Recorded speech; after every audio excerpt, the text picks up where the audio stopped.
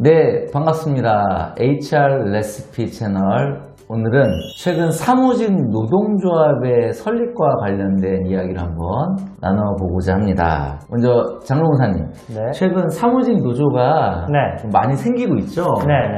뭐 간단히 한번 이 최근의 추세를 한번 설명 좀 부탁드릴까요? 예. 제가 이렇게 표로 간단하게 정리를 해봤는데요. 크게 이제 제조업과 IT로 나눠서 구분을 해볼 수 있습니다. IT 기업에서 먼저 사무직 노동조합이 생겼는데요. 네이버 지회가 2018년 4월에 처음에 생겼죠. 그리고 민주노총의 화성식품 노조의 네이버 지회로 생겼고요. 그 다음에 이제 카카오가 같은 해인 18년 10월에 동일하게 민노총 화성식품 노조로 크루 유니온이라는 이름으로 생겼고요. 그 다음에 올해 들어서 카카오뱅크, 한글과 컴퓨터, 웹젠 같은 IT 기업들이 다시 한번 이제 사무직 노조가 생기고 있습니다. IT 같은 경우에는 뭐 생산직이 별도로 없기 때문에 이제 노조가 생겼다 하면은 사무직 노조인 거죠. 네.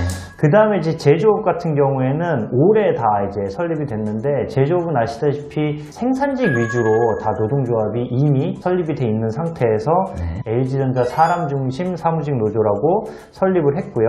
그 다음에 금호타이어가 이제 3월에 설립 신고를 해서 4월에 이제 설립이 되었고, 그 다음에 이제 현대자동차그룹이죠. HMG 사무연구 노동조합도 설립 준비 중에 있고, 현대중공업도 노동조합을 설립하고 있진 않지만 사무직 공동행동이라 그래서 단체 행동의 움직임을 가져가고 있습니다. 이런 최근에 이 사무직 노동조합이 생기는 원인, 네. 어떤 원인이라고 보십니까? 일단은 모든 노동조합이 생기는 원인은 불만에서 생기죠.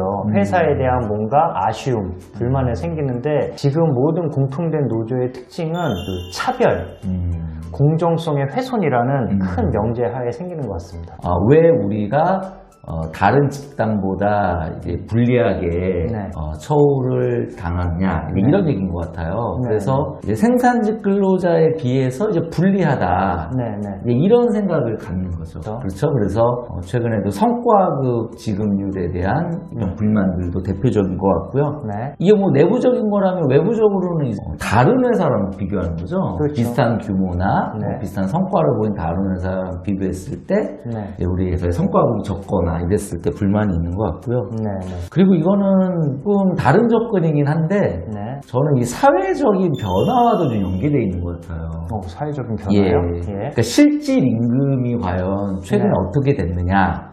보통 실질 임금이라고 하게 되면 이제 물가와 연동해서 보는 건데, 이제 물가 중에서 제일 중요한 게 이제 사실 집값 아니겠습니까? 그렇죠. 주택 가격이 너무 올라가다 보니까 내 임금이 상대적으로 낮아진 느낌이 드는 것 같아요. 그러다 보니까 임금 인상에 대한 요구가 더 높아지는 그런 모습을 저는 보인다고 생각이 되고요. 이런 사무직 노동조합의 설립, 뭐 회사 입장에서 보게 되면 상당히 뭐 당황스러운 그런 상황일 것 같아요. 과연 회사는 어떤 관점으로 접근하는 게 좋을까요? 일단은 이게 공정성 훼손이라는 이유로 촉발이 된 거기 때문에 공정하게 해야 되죠. 2009년에 공기업들 초임 삭감한 거 기억나세요? 정부에서 공기업들을 한 30%를 삭감하겠다라고 했고, 금융공기업은 대부분 20%의 초임 삭감이 있었습니다. 그때 무슨 일이 있었냐면은 초임만 삭감을 하고 기존 노조가 있는 기존 직원들은 삭감을 하지 못했어요. 그러고 나니까 신입사원과 바로 한 1년, 2년 전에 입사한 선배 사원과의 급여 차이가 엄청나게 벌어진 거죠. 그래서 뭐 향후 몇 년 후에 다시 부랴부랴 초임이 삭감된 신입사원들을 다시 임금을 인상시켜주고 그런 해프닝이 있었는데, 회사도 노조원이건 비노조원이건 간에 구분 없이 공평하게 대우를 해주고, 성과급 같은 것도 명명백백한 기준을 가지고 투명하게 공개를 해야 되는 거죠. 좋은 말씀 주셨는데요. 근데 저는 오히려 소속감을 좀 더 강화하는 방향이 필요하지 않을까 싶어요. 직원분들의 그런 소속감이 점점 낮아지는 것 같아요, 저는. 맞아요. 그래서 이 소속감의 핵심은 관계라고 보거든요. 하버드 대학교에서 75년간 연구한 그런 종단적 연구를 보게 되면 이제 가장 중요한 행복의 요소가 관계라고 이제 밝혀졌는데, 우리 직원들이 이 관계가 자꾸 약화되니까 소속감이 약화되고 이러한 회사와의 대립 이런 것들이 생기지 않나 이런 생각이 좀 들고요. 그럼 저는 기여를 인정하는 그런 제도 이것이 정말 이제 필요하다. 그래서 이제 직무급 이슈가 이제는 더 이상 미룰 수 없다라고 생각이 돼요. 이제 직무에 따라서 임금이 설정되는 건데 물론 우리나라는 역할급이라는 형태로 이렇게 좀 접근되고 있거든요. 그래서 역할에 따라서 이제 임금이 결정되고 승진이 이루어지는 이런 것들이 이제는 좀 더 체계를 갖춰야 된다라는 거고요. 뭐 그거와 함께 이제 성과급은 뭐 반드시 연결되는 이슈죠. 이제 기여의 차이가 있는데 그것을 인정해주지 않는 이제 그런 상황은 이제 더 이상 어렵다 이런 생각이 들고요. 마지막으로 결국에 이제 성장에 대한 부분인 것 같아요. 직원들이 정말 성장하고 있다라고 느끼고 있느냐, 리더의 역할이 그 성장을 정말 도울 수 있는 그런 역할을 정말 해야 될 때가 왔다라는 생각이 좀 드는데요. 네, 맞습니다. 예, 다음 질문 한번 넘어가 보면 향후 이런 변화가 뭐 계속 될 거라고 보세요? 저는 이런 움직임이 계속 확장이 되지 않을까 싶습니다. 왜냐면 이 움직임이 줄어들려면은 공정화라든지 이런 게 다 보장이 돼야 되는데 그런 게 한 번에 바뀌기는 쉽지 않죠. 그리고 일단 노동조합이 생겼으면은 그것이 해산되거나 하기는 쉽지 않죠. 이런 파트너십을 가지고 계속 이어져 나가게 되지 않을까 생각을 합니다. 네, 알겠습니다. 저는 향후 한 3, 4년 정도는 이런 움직임이 확대되겠지만 어느 정도에서는 또다시 균형을 찾지 않을까 싶어요. 그래서 이제 회사도 조합에 대해서 바람직한 그런 관점을 다시 정립하게 될 거고요. 그렇다면 이 조합의 설립이 지금처럼 붐처럼 일어나는 현상은 장기적으로는 없어지지 않을까 이렇게 좀 생각을 하고 있습니다. 자, 그러면 이제 마지막으로 두 회사 사례를 한번 좀 말씀드리고 싶은데요. 첫 번째는 국내 기업 풀무원 사례예요.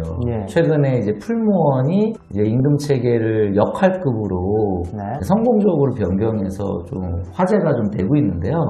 노동조합이 4개나 있는 회사였어요. 그런데 이 생산직 근로자의 임금 체계를 변경한다는 건 상당히 어려운 거죠. 그런데 이제 성공할 수 있었던 이유는 조직의 이 목적을 명확히 구성원과 이제 함께 인식했다라는 점 같아요. 그래서 우리 조직의 존재 이유를 우리 구성원들이 명확히 인식하면 이제 내가 우리 조직 내에서 어떤 역할을 해야 되는지를 이제 이해할 수 있다라고 생각이 되거든요. 우리는 좀 주목해 봐야 될 것 같고요. 외국 기업의 사례로서는 세스라는 기업이 있어요. 미국 기업인데 SAS 이렇게 표현되는데 그 기업이 인사제도를 가지고 있는 게 대표적인 게 복리후생이에요. 그래서 이제 직원들이 아이가 있으면 아이와 함께 출근하고 아이와 함께 퇴근하는 뭐 그런 사례도 많이 소개되고 있는데 그만큼 구성원들을 존중하고 그 안에서의 회사와 구성원의 관계가 상당히 좋은 관계를 맺는 거죠. 그랬을 때 재밌는 인터뷰가 있는데 2배의 임금을 줄 테니 이직하겠느냐라고 물었을 때 직원이 웃으면서 잠깐 고민해요. 그러면서 글쎄요, 저는 이 회사에서의 이런 좋은 혜택을 포기하고 싶진 않다라고 얘기하는 걸 보면서 이 세상에는 정말 다양한 기업이 있다는 생각이 들어요. 네, 오늘은 사무직 노동조합의 설립에 대해서 한번 이야기해봤고요. 도움이 되셨다면 좋아요, 구독도 부탁을 드리고요. 다음에 좀 더 좋은 주제로 또 찾아뵙도록 하겠습니다. 그럼 여기까지 HR 레시피 마무리하도록 하겠습니다. 감사합니다.